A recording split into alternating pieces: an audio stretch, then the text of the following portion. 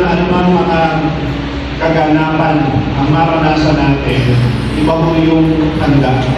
Iba po yung tama yung perspective. Iba yung tama po yung ating kalalagay sa patayuan sa harapan ng Panginoon.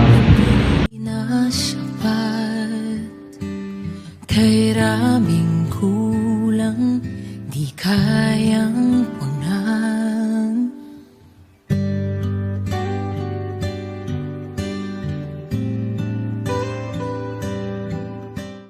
Ikaw, tatanungin po kita, may mga bagay ba na kailangan bang baguhin sa sarili? Ang nakalulungkot kasi, ang nakikita natin, nakakalagas kapag ikaw magbago, si tatay ang magbago, si nanay magbago, si kuya ang magbago, si bunso ang magbago, ang kapitbahay ang magbago, si leader ang magbago, o kaya minsan si pastor dapat ang magbago, no? Ang biro dapat ang magbago.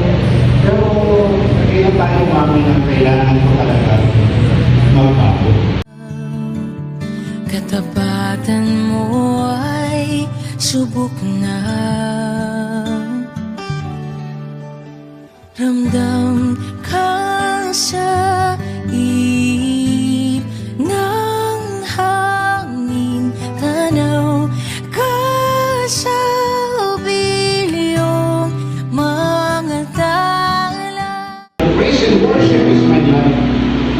Cell group is my life. Paano kung halimbawa na walang cell group?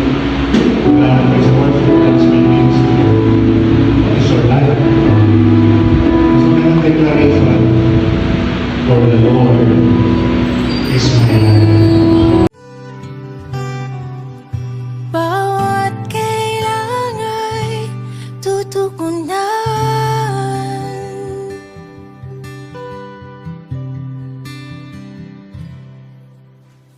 Sabihin mo lang ang iyong salita, handang makinig at sa'yo'y magtiwala, o aking Ama. Kung malayo ka sa Panginoon, tatamlay yung halaga mo. Kaya sa buhay natin, ano na ginagawa natin? The Lord is my life. Sige, declare natin. The Lord is my life.